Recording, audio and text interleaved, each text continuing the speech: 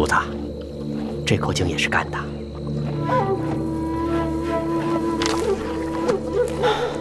进入山西以来，这旱情是越发的严重了。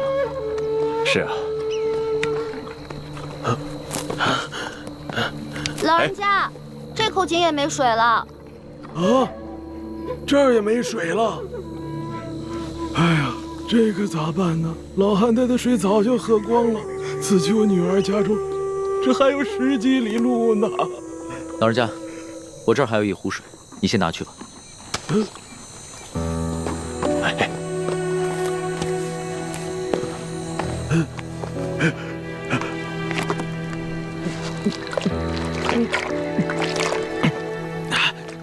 多谢，多谢。老人家，此次的旱情涉及多大的范围啊？多大范围？这方圆数百里，5万顷土地，12万人口，颗粒无收，颗粒无收啊！我活了70岁了，这是我见过的最严重的一次旱情呢。哎，多谢啊！老人家慢走。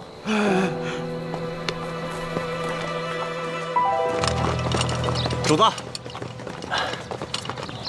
启禀主子，这个小村庄有几十户人家，房子都挺干净的，咱们借宿没问题。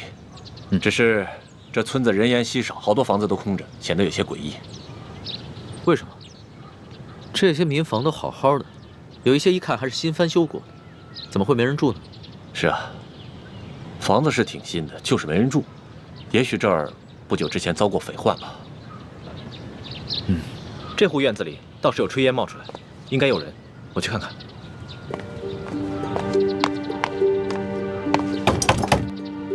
有人在吗？官爷不必再催了，老夫就是死也要死在自家老宅子里。不是官爷啊！老人家，我们是过路的外地商客，错过了宿头，能否在这里借宿一宿？房钱要多少，随便你开。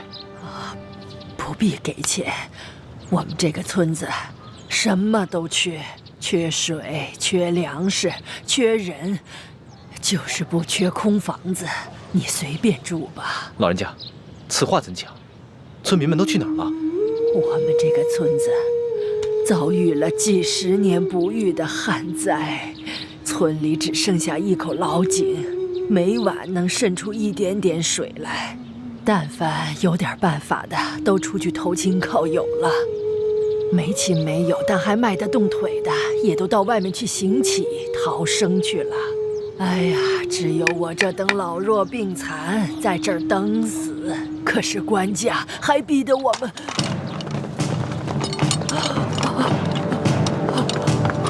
快，保护主子！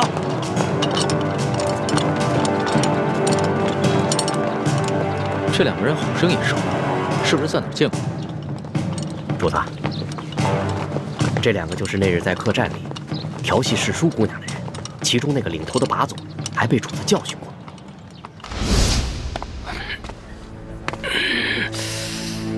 怎么回事啊，老杨？这还是个高手呢。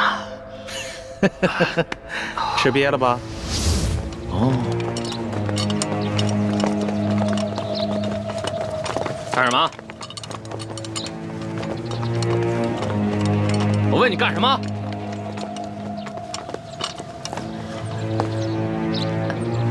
杨婆子，我还正纳闷呢，就凭你不敢抗命啊？原来是有这么一门富贵亲戚。裘老板，你可别牵连无辜，老妇哪儿来的这等富贵亲戚？他们都是过路的客商，在我家借住一宿，明天就得赶路的。路过的客商，让我瞧瞧。哎，咱们是见过的是吧？啊？哟，姑娘，你也在这儿呢，真是缘分呐！你是谁啊？我根本不认识你。你还好意思说呢？那是在客栈喝醉了闹事，他就是被我教训的那个。哎呀，羞死人了！原来你还是个朝廷命官啊！那日你当众调戏我家的丫鬟，就已经失了体统。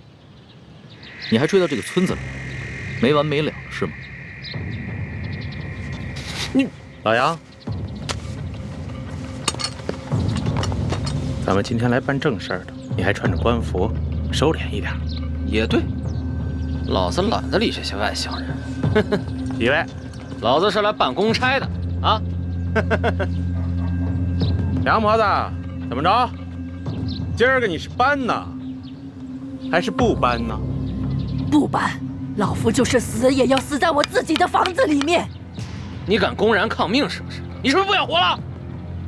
老人家，你是不是将房子作价卖给了他们？卖给他们？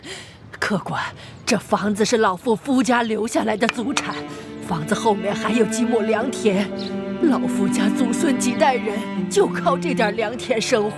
如今虽然不幸遭遇了旱灾，可老夫也舍不得变卖这个祖产呢。这个裘老板仗着官府里有人，随便给了仨瓜俩枣碎银，就要强行圈走咱们整村的房田地呀！你闭嘴！老不死！裘老板给你安置费已经是大发慈悲了，你还敢在这里计较或多或少的？你信不信我现在就捆了你？行了行了，杨婆子，圈地的文书是巡抚衙门发的，你向几个过路的客商诉苦，有用吗？可是在下听说，顺治爷曾下过明诏，废止圈地。几位是读书人吧？啊，哼，看着就像，带着那么一股子迂腐劲儿。古往今来，这皇帝总说王子犯法与庶民同罪，但谁曾见过哪个王子犯法真与庶民同罪？就算是在皇城根底下，那些王公大臣不也是一大片一大片的圈地吗？皇上不也是睁一只眼闭一只眼吗？几位是过路的客商，我劝你们别多管闲事。听清楚了吗，老太婆？明日一早，我就带人来这里破土强拆。届时你还没搬走的话，那我就把你埋在这破房子里。老夫就在这儿等着你们，我就是死也要死在我自己的老宅子里面。哼！巡抚衙门令，凡是胆敢公开对抗官府者，皆按谋反论处，格杀勿论。所以今天老子就是杀了你，也是在执行公务。最后再问你一遍，搬还是不搬？不搬。那明白了。你既然铁了心不搬了，那也好。那你今天晚上就吃得饱饱的，免得明天做个饿死鬼啊！呸！看什么看？小心我把你双眼给挖出来！哟，瞧瞧，富商家的丫鬟都不一样，脾气这么大，挖我眼珠子！来来，挖，退下！干什么？真想打架呀？看清楚，爷可是巡抚大人的直属亲兵，你们要是真敢跟我动手的话，那就是造反！来呀！老杨，几位，老杨，这几个人呢，出言不凡，气度也不凡，像是有些身份的，别节外生枝。先回去，啊，先回去。走，几位，请吧。梁婆子，到底搬还是不搬？你可要想清楚了。诸位，告辞。哎，主子，这几个混账东西不给他们点教训啊？这些都是虾兵蟹将，没用的。老人家，再多吃点吧。不瞒你们说，我都半个月没见米香了。不怕你们见笑，我都喝了5碗了。老人家，听说这山西旱情已经惊动了朝廷，朝廷也已经拨了大批的赈灾物资，你们都没有分到吗？赈灾物资？哎呦，咱老百姓连1粒米都没见到过，一点都没有分到，1颗米粒都没见到过。老人家，我看你这儿冷锅冷灶的也有一段时日了吧？不是圈地有安置费吗？为何不拿这些安置费去买些粮食啊？别提安置费了，姑娘啊，不瞒你们说，就我们这样的地，按理来说，好歹一亩也值4、5两银子，可是上面他们只肯给1两啊！而且层层盘剥下来，有些关系的、运气好的，也只能拿到几钱呢。像我这样的老不死，就只能拿几个铜板。老人家，这圈地一事已经违反了朝廷的政令，你们为何不上告啊？告？去哪儿告啊？老夫的儿子先去县衙告状，被他们拉了出去，一顿毒打，还给他胡编了一个什么罪，被他们连打带吐。回来以后，连伤带气的，没多久就扔下老夫去了。老夫的孙子不服气，借了些钱去太原府鸣冤，也被巡抚大人当盗贼发配关外，至今未归，一去不回，还怎么告啊？还有这等事？这山高皇帝远的，这圈地的人可是个通天的人。通天是当朝的大红人鳌拜，你知道吧？听说过。陕西巡抚刘德昭，他就是鳌拜的门生，还有那个圈地的裘老板，他就是刘德昭继娶的夫人的小舅子。您说还到哪儿去告啊？可是听说鳌拜不都已经被皇上给查办了吗？你知道吗？瘦死的骆驼比马大呀！鳌拜这些年提拔了多少门生亲信，他们都大权在握，盘根错节，连皇帝都忌惮他3分。不然为何皇上就只把鳌拜圈禁了呢？这官场上的事儿说不清，万一哪一天鳌拜东山再起，可怎么办呢？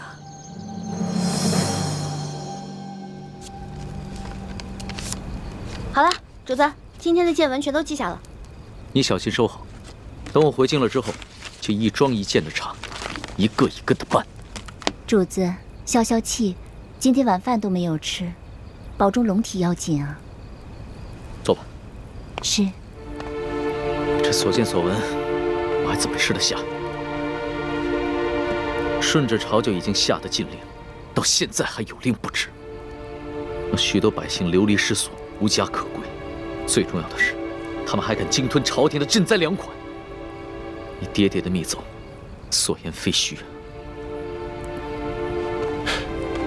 主子，那咱们可得小心了。听说这山西官场，鳌拜残存的势力不可小觑，他们掌握的地方官兵足有上万。万一他们知道了主子在微服私访，起了歹心，可了不得。小不忍则乱大谋，只能暂且忍着了。可是，他们明早就要来强拆了，这些百姓们该怎么办？那个叫杨八狗的，还有刘德昭新老婆的那个小舅子裘贵吧，他们一个个都是心狠手辣的角色。如果咱们一走，那几户宁死不搬的村民不得被他们活活给弄死啊？不会吧？这村子里还有几户人家，10几口人，我不相信他们敢全都杀了。主子还别不信，我在山东行医的时候也遇到过类似的事情，也是有几户村民不肯搬迁，那圈地的是鳌拜府上管家的表弟，直接派人在半夜里放了火，却推说是他们自己不慎烧了房子。那几户家人当中，有几个性子烈的，想要上京告御状，却在半路上被一伙身份不明的歹人给杀了，案件至今未破。啊，老奴老家也发生过这样的事情。那不搬的一家5口被灭门，却推说是得了瘟疫，其余人也都是敢怒不敢言。那怎么办呀？咱们可得救救他们呀，不然咱们走了，这些老百姓不得被那些豺狼给吃了？可现在书见伤势危急，我必须尽快赶过去看一看，听他详细汇报山西官场的情况。只有掌握了足够的证据，才能把这些豺狼一网打尽。那我们就眼睁睁看着这些豺狼把人给吃了吗？哎，诗书姑娘，现在主子的安危是最重要的。这俗话说得好，强龙不压地头蛇。主子您的身份是万万不可暴露的。这样吧，待会儿我们进村查一下，然后再做打算。这。半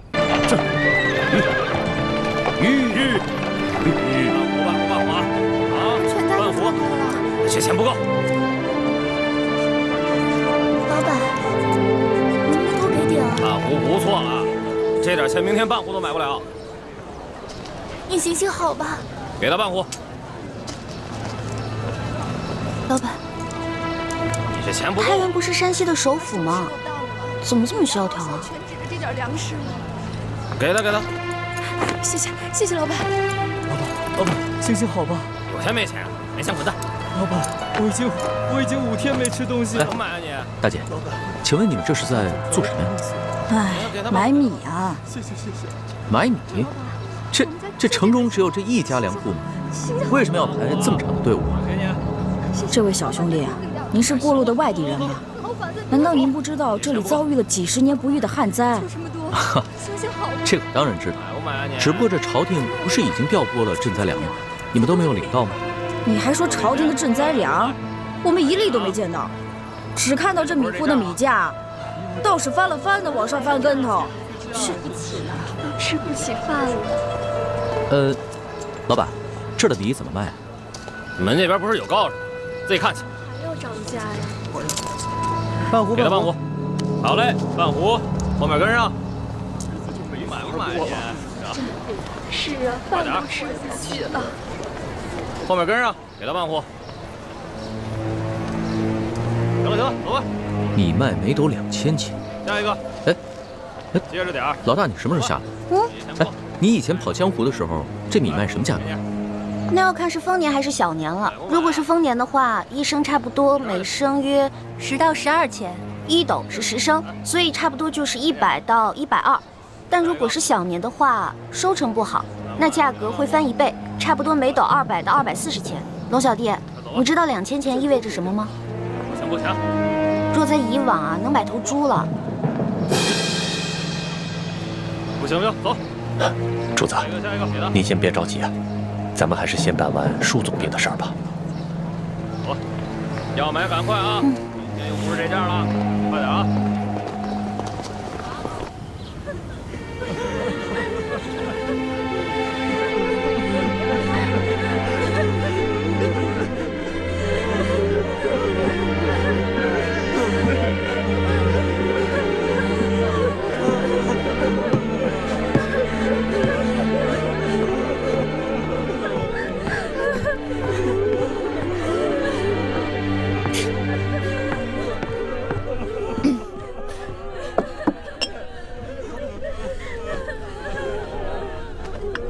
老奴参见丽嫔娘娘。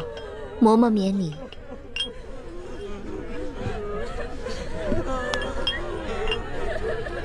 娘娘可要节哀，娘娘比之前在家里清瘦了许多，下巴都尖了。娘娘在宫里享年千人，茶不思饭不想的，所以啊，自然是清瘦了许多。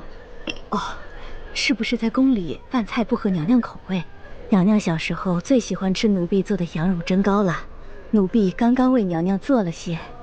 啊，嬷嬷有心，只是本宫现在什么都吃不下。哎呦，这可不行，老爷现在不在了，娘娘更要保重身子。娘娘小时候不开心，不肯吃饭，但凡闻到老奴做的羊乳蒸糕，就会胃口大开。娘娘，来，您闻闻。啊，先拿开吧，先拿开吧。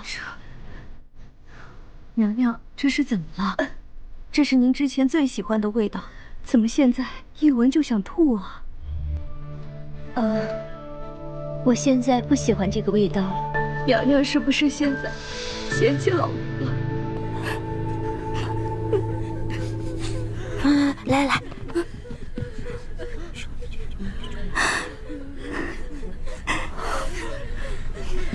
知道了吗？好，老奴明白，老奴明白。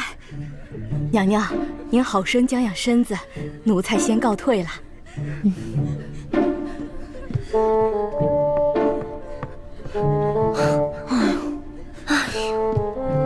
可算把他打发走了。一欢，你刚才跟他说什么了呀？我跟他说，你怀了楼种，而且这舒大人死的蹊跷，后宫嫔妃又争宠争得厉害，所以这事儿千万不能透露给别人。你这个小丫头，撒这种谎你还不害臊啊你？那怎么办呀？你看他在那一直唠唠叨叨的，我要不说这些，他能走吗？哎，不过徐姐姐，如果以后你再嫌他们的饮食不合胃口的话，就不怕别人看出来了。那倒是。可是这府上都是舒府的老人，该不会被看出什么破绽吧？舒建已死，你的危机就解除了。而且这府里都是下人，即使你露出什么破绽，他们也不敢对你的身份提出质疑的，放心吧。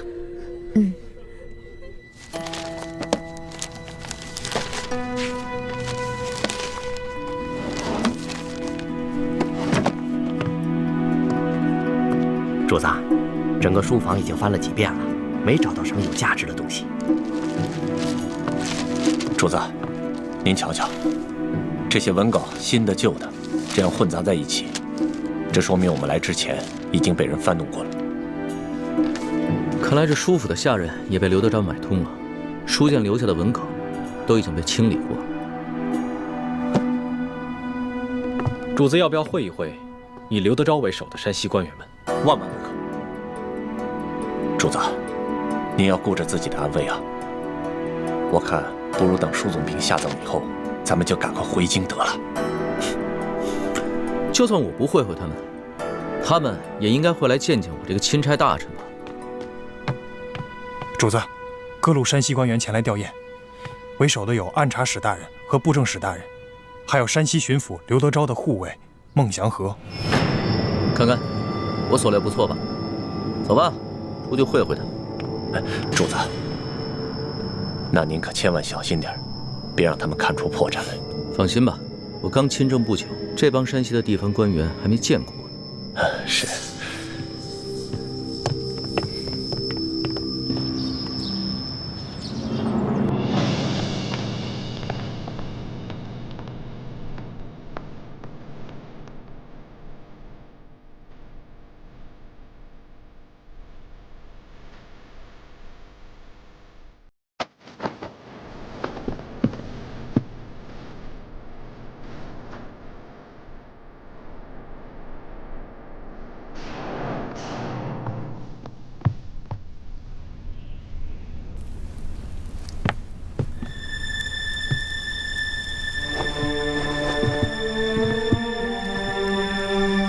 参见简历，娘娘。免礼。谢娘娘。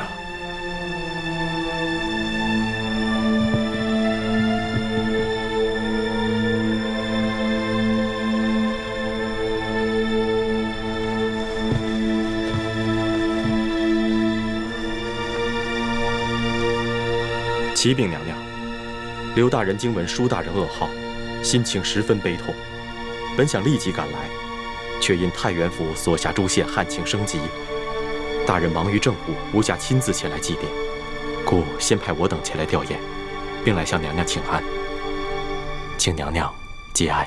皇上破例恩准本宫回乡葬父，此乃皇恩浩荡，本宫感恩不尽。但此事不宜声张，也不便劳烦诸位大人。还请诸位大人代本宫向刘大人致谢。刘大人与家父同僚数十载，感谢他对家父的关照。在下一定将娘娘的话如实禀报刘大人。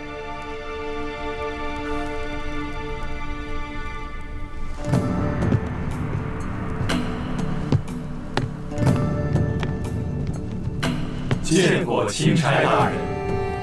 诸位同僚免礼。龙大人奉旨前来查办舒大人遇刺一案，刘大人托下官转告龙大人，我等山西地方官员将全力协助龙大人查案，若有需要之处，敬请吩咐。那就多谢刘大人和诸位同僚了。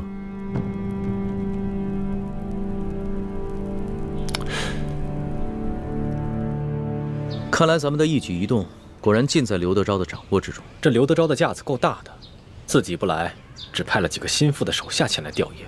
主子，这刘德昭说不定真的是去巡查灾情了。我才不信呢，他肯定不是什么好鸟。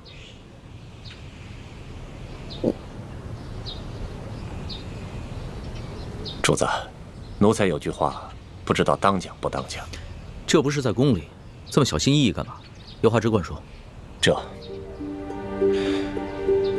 主子，我们出来所遇到的事情，虽无真凭实据，可桩桩件件都很难说跟刘德昭没有干系。这随便挑出一件就够砍他脑袋，如果全都加起来，他有100颗脑袋都不够砍呐。所以，我怕他知道了主子的真实身份，会狗急跳墙，做出大逆不道的事情来。主子，您要是听到什么、看到什么，可千万要忍着，万事等咱们回了宫再计较啊。这山西太原是刘德昭的地盘，咱们确实得小心一点。主子，听说外头饥民在闹事，把整个府衙都包围起来了。走，看看去。让我们进去！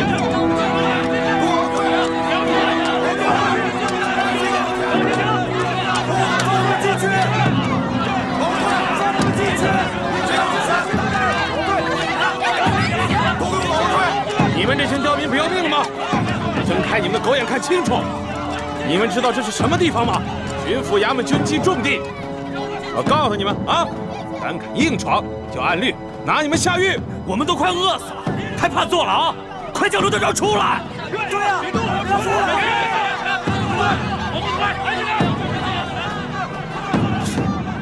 易欢呢？他呀，准是仗着自己轻功好，溜进府衙打探消息去了。这个丫头，真是不让人省心。你带人去找找，别出什么意外。好。乡亲们，听我说一句，稍安勿躁。想见刘大人可以，可是今天呀，他出去巡查了，你们围在这儿，于事无补嘛。要是再不出来，我们可就冲进去了。对，冲进去，冲进去！王队，我不想活了是吧？王队，我看谁敢上来！给我拦住！王队，嘘，拦住！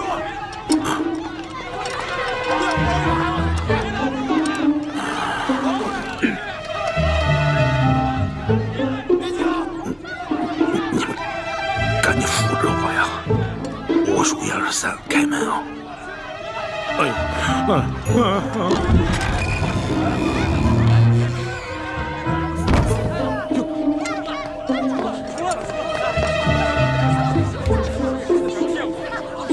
乡亲们，你们不是要见刘大人吗？刘大人来了！我告诉大家啊，今儿个天没亮，刘大人就去巡查几个受灾最严重的县，到现在呀，米水未进。大家看看，一脸菜色，啊，都饿瘦了。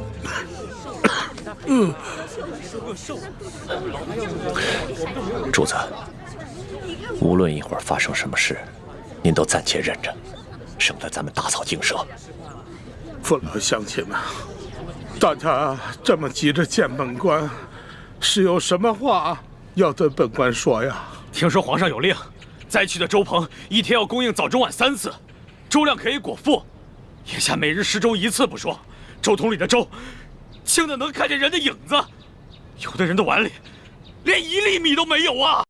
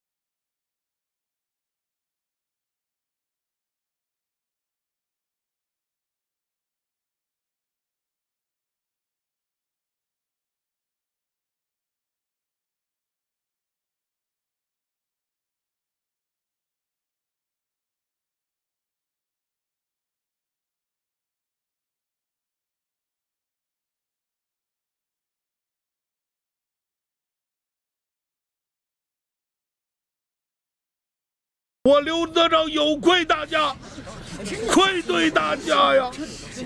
难道朝廷真的没有给咱们拨付粮款吗？你看刘大人的脸色，的确像是多日不曾吃饱饭了。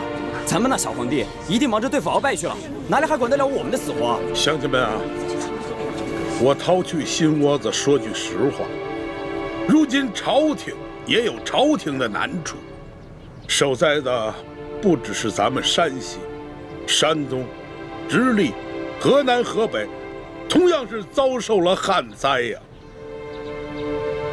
想来，这当今的皇上，恐怕也是焦头烂额呀。可是，朝廷难道就眼看着我们老百姓饿死？皇上在紫禁城里，一餐就有几十上百道菜，哪里知道我们老百姓吃糠咽土的苦处啊！唉，哪朝哪代不是朱门酒肉臭，路有冻死骨啊！诸位乡亲啊，大家稍安勿躁。现下朝廷正在积极地筹措新的赈灾的粮款，乡亲们，再忍耐忍耐，大家再等一等。虽然本官不才，但是本官要与你们大家一起硬扛着，期盼着、等待着这个老天爷能够给我们开恩垂怜。乡亲们，情况大家都看到了，你们围在这儿没有用啊！刘大人他一双手变不出来粮食，啊，大家呀得同甘共苦，对不对？散了吧，啊，散了吧。乡亲们，刚才我已经吩咐过周鹏了，啊，从本官的府上拿到仅有的几袋粮食，今夜给大家多设几桶粥。大家放心，我呢继续发文催促着朝廷，尽快给大家追加一些救灾的粮款，好吗？你们抬头看看啊，如此炎热的天气，乡亲们，大家都省下气力啊，都散了吧，回去歇着啊！哎，歇着，散了吧，散了吧，散了吧，啊，散了吧。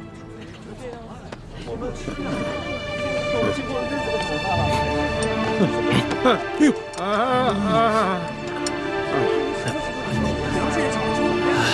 散了吧，走。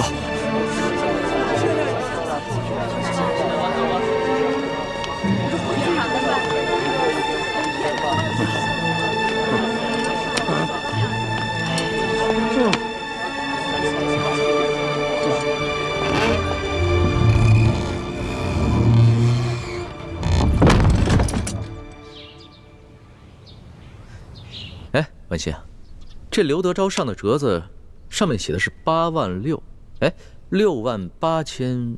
回主子，是68600公顷。啊，对对对，是这个数字。那受灾人口是？受灾人口是23万4000人。对啊，我让索额图按照每人2两银子1担米的数额发放粮款，还增加了额外应对特殊情况的粮钱，一共是文银50万两，粮食30万担。文心，你的记性很好啊！啊，那日臣妾陪皇上在御书房下棋，皇上突然接到刘德昭的奏折，就随口念了出来，臣妾也就无意间记下了。没想到你还有这过目不忘的本事啊！臣妾别无所长，唯有这巧记之功，还算拿得出手。但愿能为皇上效力。这刘德昭上报的灾情数字，比我此次出巡实地考察的数字多出了1倍。我是按照他上报的数字核发了救灾钱粮，就算他们层层截留，就算他们截留一半，那剩下的钱粮也应该足够灾民们对付到下一个收获季。可情况为什么会这样呢？也许刘德昭他们截留了不止一半呢。可我看刘德昭那一脸菜色的样子，可不是我想象中贪婪无度的样子呀。龙小弟，你上当了。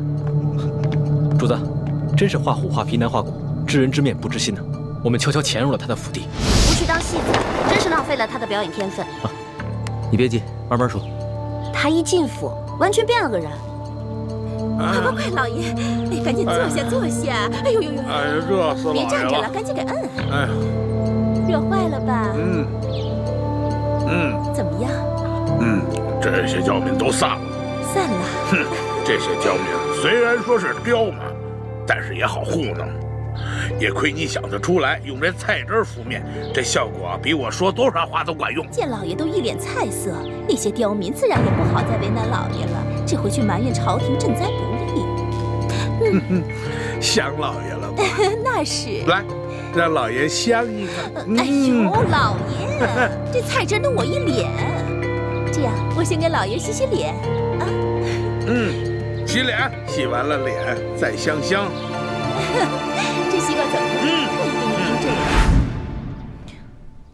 这个刘德昭，连他小老婆房间里都是冰块。哎，据听说他府里的冰窖比他整个府还要大，冬天藏的冰块够他们用整个夏天了。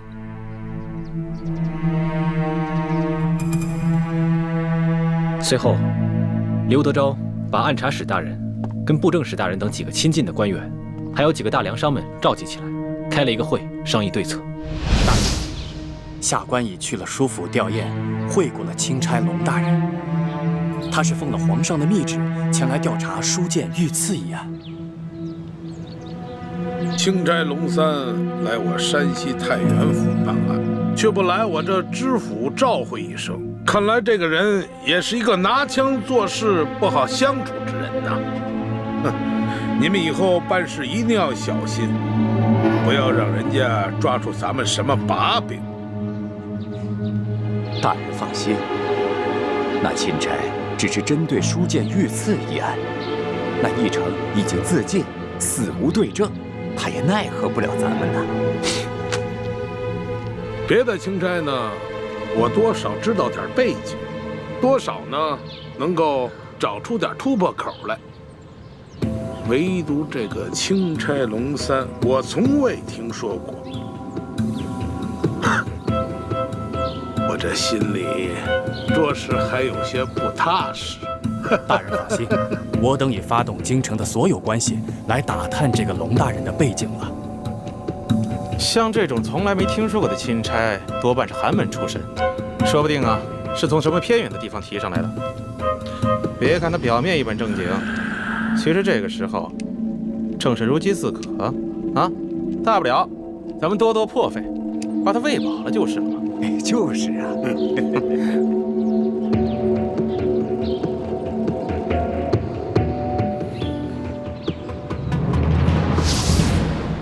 好，我倒要看看他怎么才能喂饱我，看看他到底能出多少价钱。他们这些人在如何对付钦差方面，显然是经验丰富的。他们对于主子的到来有所警惕，但并不十分在意。很快就转移了话题，开始商讨继续哄抬粮价，用赈灾的粮食再狠捞一笔，同时上旨夸大旱情，向朝廷索要更多的赈灾粮款。对于那些带头闹事的灾民，则派人暗杀。对了，他的小舅子裘贵也在其中，说是圈地任务已经完成了，杨怀村那块地，如今已经是刘家的产业了。这样，我要以钦差大臣龙三的名义去见刘德昭，让他放银放粮。主子，您切莫冲动啊！您手里那道圣旨写得清清楚楚的，您来这趟就只是调查舒总兵遇刺一案，可没说让您插手山西的政务啊。而且，刘德昭他们早就把赈灾的粮款从官仓中转移了，到时候他带着主子去空空的粮仓银库转一圈，推说那些粮款早已发放完毕了，主子又能奈何？那我就让他交出已经核发粮款的账册。哎呀，可是主子，您这手里没有圣旨，越权插手地方政务，刘德昭他根本不会买您的账，不可能交出账册来的。刘德昭要伪造账册也容易，到底有多少灾民？这些灾民姓氏名谁，家住何处？难道主子还有功夫一一去查验吗？这样，我们先想办法查出那些赈灾银、赈灾粮存在什么地方，等有了银钱以后，就好逼他发放了。龙小弟，这点我跟大哥早就想好了，而且我们已经查到地方了。真的？我早就说过，在宫里是你罩着我，出了宫可就是我罩着你啦。据说这个刘德昭的小舅子裘贵是太原府最大的粮商，所以一等他们开完会，我们就偷偷的跟踪他来。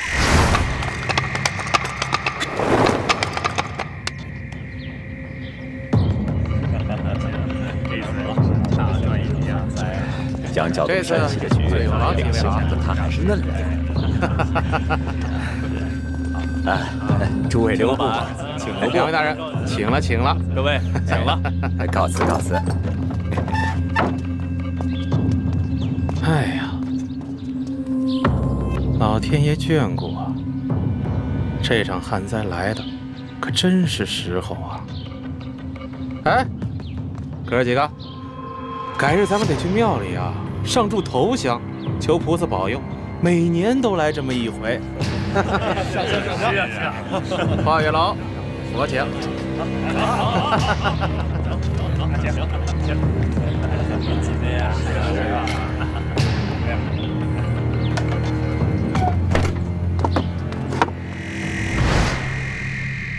结果发现，这个球柜啊，在城外有一座庄园，庄园里面有10几座粮仓，里面全都是粮食。今年大旱，他的粮仓里面哪来那么多粮食？还不都是朝廷调拨的赈灾粮？而且，我们在他的庄园里面还发现了一处银库，库中堆满了白花花的银两，都是无量一锭的官银。你们都不知道，那里面的耗子都比正常的猫大，糟蹋多少粮食啊！那个刘德昭不就是一只硕鼠吗？这样，咱们带着那些灾民到那个球柜的庄园去，让灾民看到那些赈灾银、赈灾粮，我看刘德昭怎么解释。主子，在这个时候，万万不可与刘德昭发生正面冲突啊！刘德昭敢暗杀那些带头闹事的灾民，我就不信他还敢暗杀我这个钦差大臣龙三不成。皇上，你也知道您现在的身份只是个钦差大臣龙三啊，可是钦差大臣做事情哪有这么鲁莽的？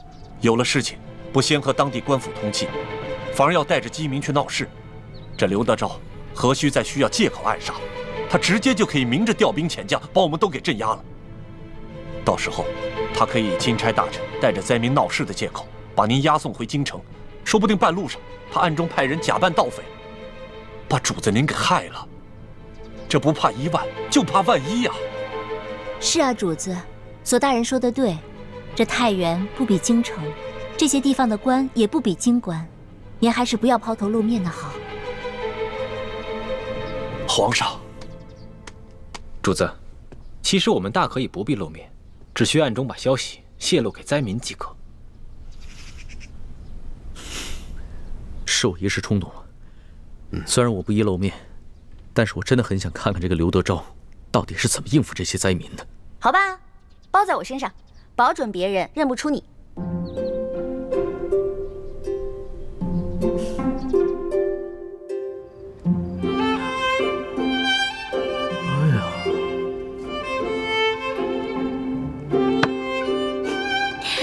怎么样，罗小弟，还不错吧？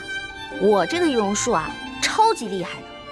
别说那个只在舒家灵堂见过你一面的山西地方官，就算是宫里的太监宫女也认不出来你。这话不假。哎，你真不愧是我的老大呀，记忆就是会的比我多呀。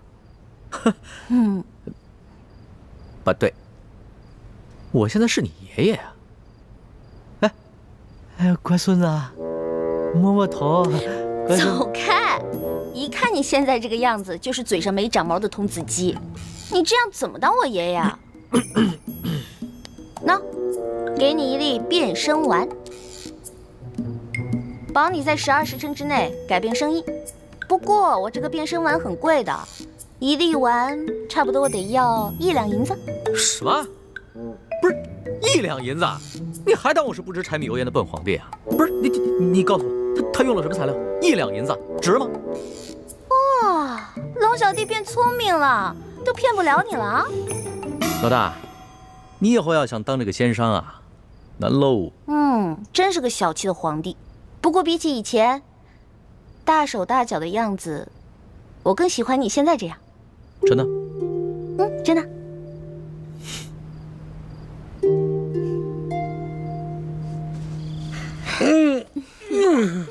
舒服吧？舒服。哎呀，没想到啊，舒婉心这丫头还挺有能耐，进宫才2个月，摇身一变成了丽嫔娘娘。你这个小蹄子，怎么眼馋了？我有什么可眼馋的？咱们老爷不就是太原府的皇帝？咱们府里吃穿用度可不比那皇宫里差。你这小嘴巴巴的，还挺会说嘛。我告诉你，舒婉心，人家肯定把这笔账算在老爷我的头上了。他肯定会让这个钦差不断的找老爷我的麻烦。那可怎么办呀？哎，要不咱们还像以前一样，给这个钦差大人送点礼，探探口风。还不是时候。我正在找人探查这个龙三的底细，他刚一来太原，我就上赶着给他送礼，那就会更该引起他的猜疑了。咱们还是静观其变吧。还是老爷想的周到。来，想一个。大人，谁呀？舅老爷庄园那边出事了啊！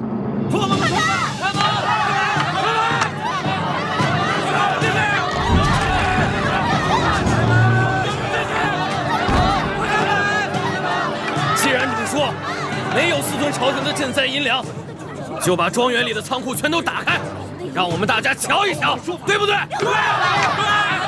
打开，让我们进去！进去，给我们个吵啊！再接着吵啊！这宅子是我裘贵的私产，你们想进去，凭什么呀？都是一群刁民！哼！你不敢给我们看，那就是心虚。让我们瞧瞧。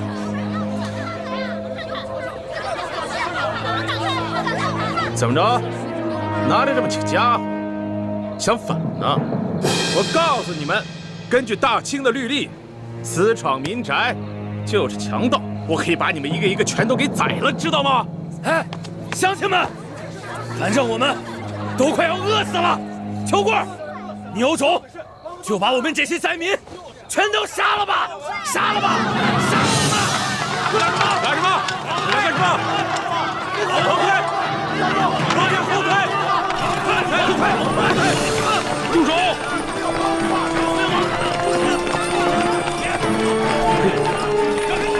看见没有？刘大人来了！你们想造反吗？别起来！起什么起？都吵什么？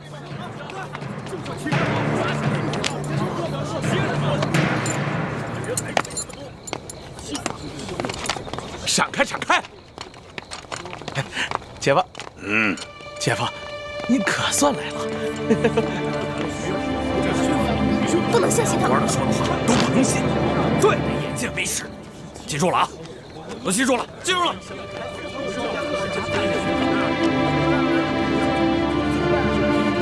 他来了，看他有什么要说的。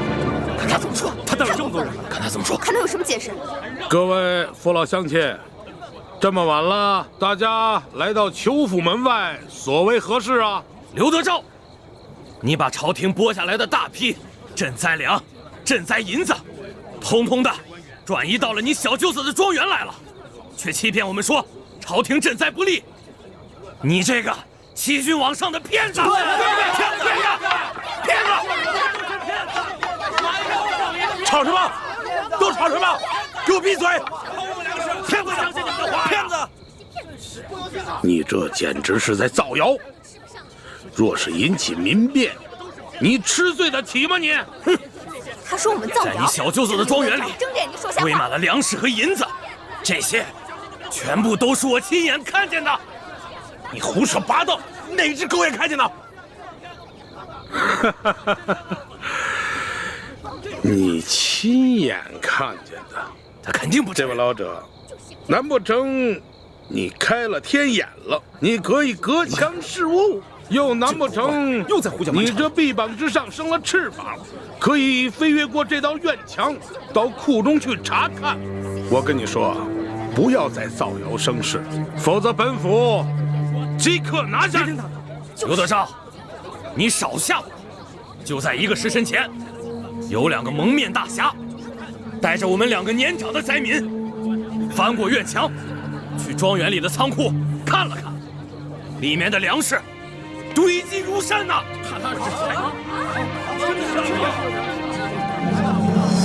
快看，乡亲们，你们看，这是我刚刚在庄园的仓库里随手抓的粮食。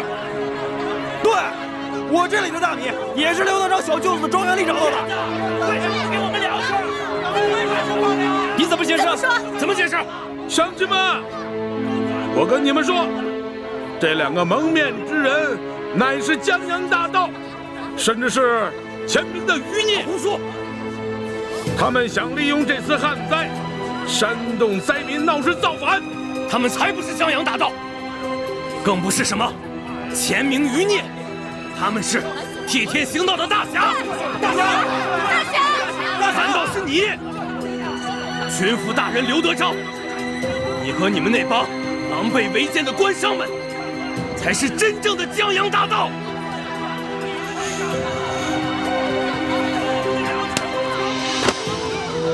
你们虽然吃着朝廷的俸禄，却上其君，下其民。你们比那些前明余孽对大清的江山危害更大。祸国殃民。且放。好，即使他这院中的仓库之中放着官银官粮，你怎么能说就是朝廷调拨的赈灾之粮呢？这个刘德昭，对呀，你们听着，我裘贵就是这太原府最大的粮仓，我的仓库里有粮食，奇怪吗？那也是我花高价从别的地方买来的，与你们何干呀？花钱买来的。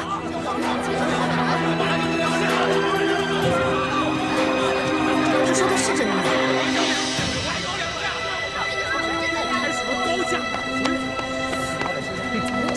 你说你这粮食是从外地运来的，那我问你，你是从何处贩来的？是从湖北。湖北。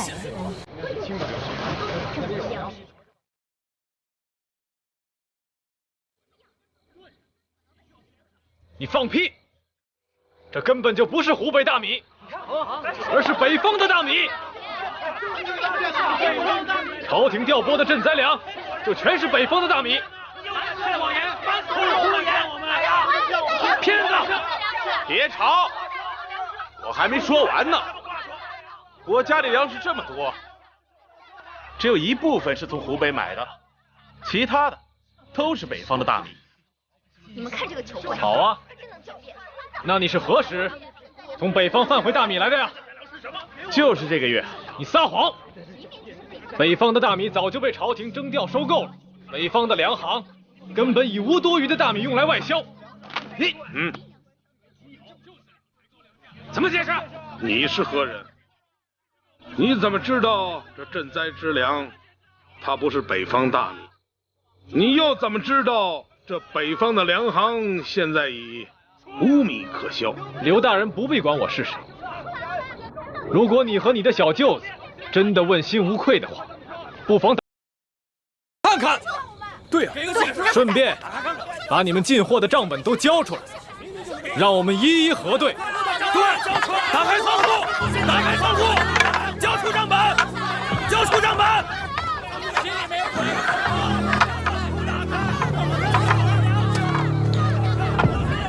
官儿啊，此人身份可疑，找人把他给我盯紧了。是。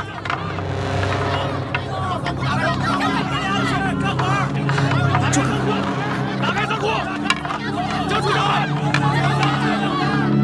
他们要抓你。你放心吧，以我的功夫，他们根本奈何不了我。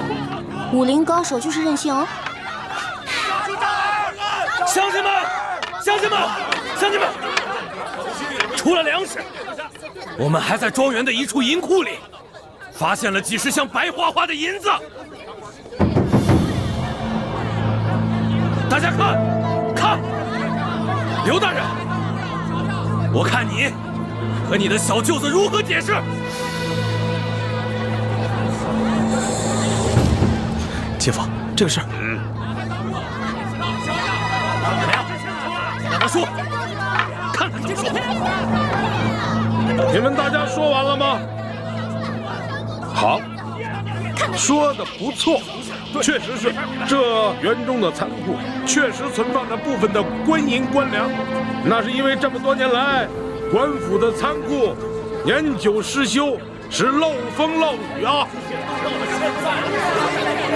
故而本府就借用了他裘府的仓库。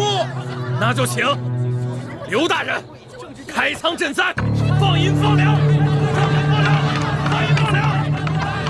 对，乡亲们，让他放粮，放粮。乡亲们，我跟大家说句实话，这些放在里边的官银官粮，并不是朝廷下拨的赈灾的银两，这些乃是我太原府1万驻军的军粮军饷。他说这乡亲们呐，军粮军饷，岂可煽动啊？刘德昭，你凭什么说这些是军粮啊？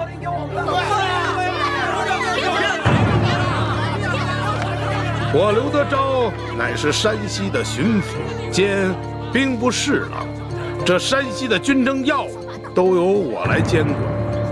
这些银两的性质，难道我还不知道吗？我告诉你，你休要再次胡闹，再要胡闹，那就是造反。造反！来人呐，在！将这几个带头闹事的人给我抓起来。是。这个就是在胡乱。你把手！凭什么抓我们？你凭什么抓我们？主子，请问亚索大人保护主子。不动了！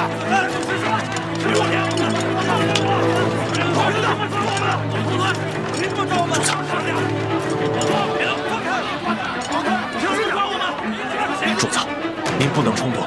刚才探子来报，刘德昭调了一队地方兵来保护他自己的庄园，我怕他狗急跳墙，对主子您不利啊。乡亲们呐，乡亲们呐，听我说啊，本父我心疼你们大家伙儿啊！别听他胡说！我刘德昭说句掏心掏肺的话呀，这园中囤的都是军粮军饷啊，谁敢强拿，那是要犯杀头之罪的，杀头之罪呀！方才逃走的那几个人，他们乃是前明的余孽，他们是想利用这次旱灾，想借此让大家闹事，那是忤逆不当，那是要造反。本府只追究这几个带头之人的罪责，其余之人如果在片刻之间离开此处，本官既往不咎。如果说还不离开的话，那本府就把他视同前明余孽，格杀无论。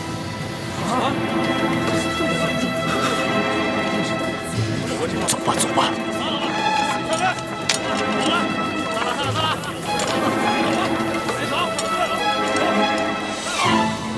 哎呦，姐夫，今儿亏的是你来了，你要不来，我太闲了我。不是你说你这小子，你说你怎么就这么没用呢？啊，孟护卫说了多少回了，你这庄园之内的机关只能对付一般的盗匪，对些高手那是形同虚设呀。不听啊，现在知道厉害了吧？行行行，我呀立马加派人手，然后找孟护卫重新布置。哎，今儿个孟护卫怎么没跟你一起来啊？我派祥和去舒府打探消息了。如果这个舒婉心要为难咱们，让这个钦差大臣给咱们出难题的话，到那个时候，就应该送他下去陪他爹。我发现我跟你小子都学坏了。哎，姐夫，我哪儿成啊？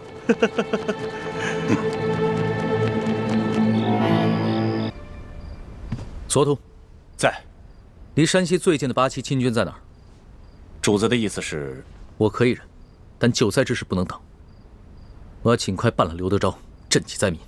主子，在咱们出京之时，太皇太后曾经悄悄地吩咐过奴才，说若路途当中遇到什么意外，可以去山西和直隶交界处，去掉玉巴赞统领的一队清军。这队清军驻有3万人，而且装备精良，兵士也全是咱们八旗子弟。好，那你带上我的金牌，带上几个侍卫，天一亮就出发。我留在这儿继续和刘德昭周旋，待玉巴赞亲军一到，我就把刘德昭就地正法。可是皇上，怎么了？奴才此去调兵，最快也得10日。出门的时候，太皇太后一再交代，让奴才寸步不离地保护主子。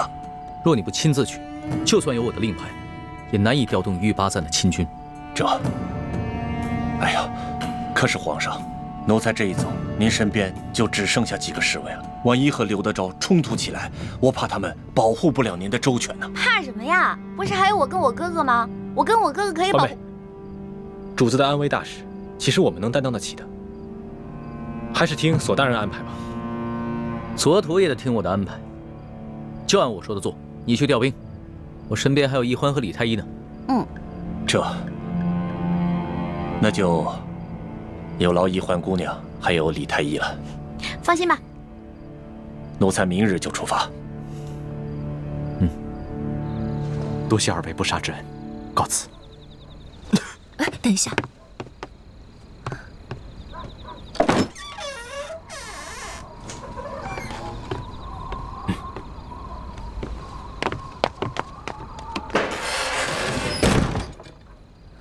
师傅，倾城，你觉得这个人可靠吗？这个人，只因为父母生前受过刘德昭的恩惠，又在父母临死前答应过父母要保护刘德昭10年，哪怕此后目睹了刘德昭的种种恶行，内心饱受煎熬，却依然信守承诺。如此重信义之人，值得信任。希望能够顺顺利利救出舒婉心，悄悄送他们小2口离开太原城，那就皆大欢喜了。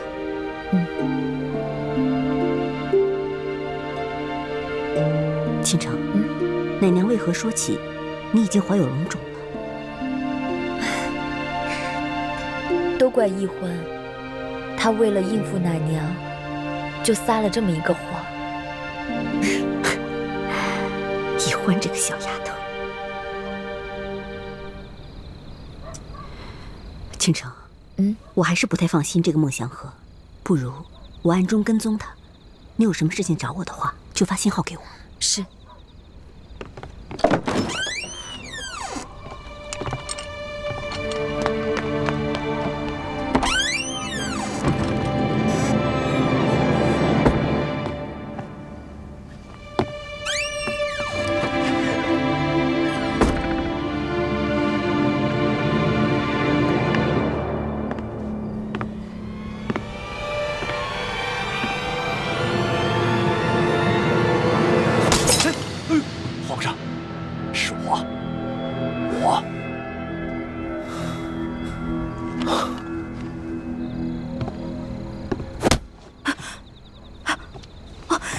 小姐，我刚刚是怎么了？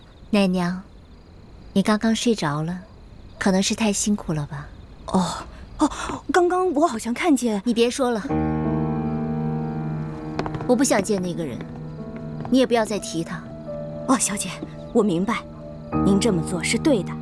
您呀，不应该老是念着以前的人和事，就应该一心一意的侍候好皇上，最好这一胎呀还能生个龙子。对了，小姐，我给你熬了鸡汤补补身子，我给你盛去。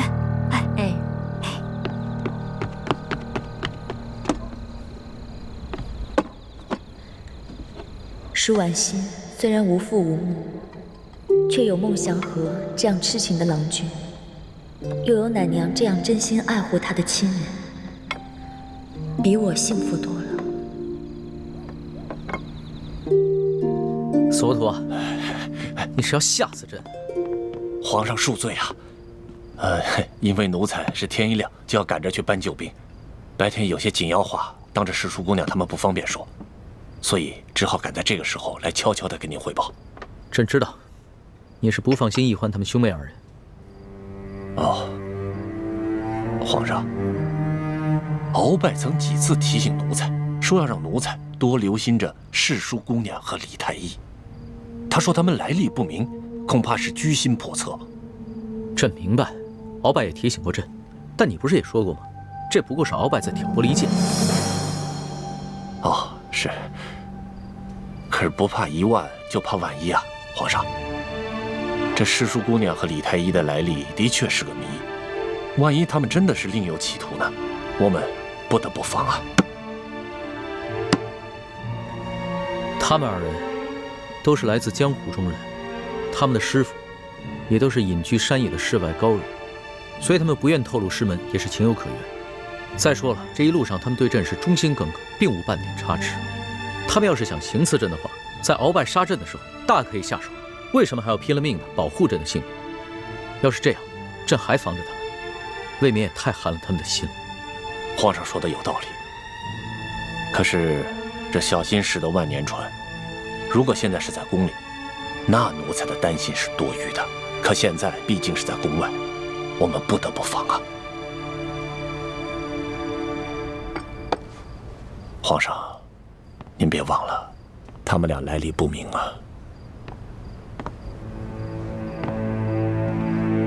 朕知道，你担心他们是反清复明联盟的奸细。说实话，朕也有那么一点点担心，但是朕想过了，他们兄妹俩如果真的是奸细，这一路上已经有太多行刺朕的机会，可为什么他们都放弃？这说明他们有比杀朕更大的图谋。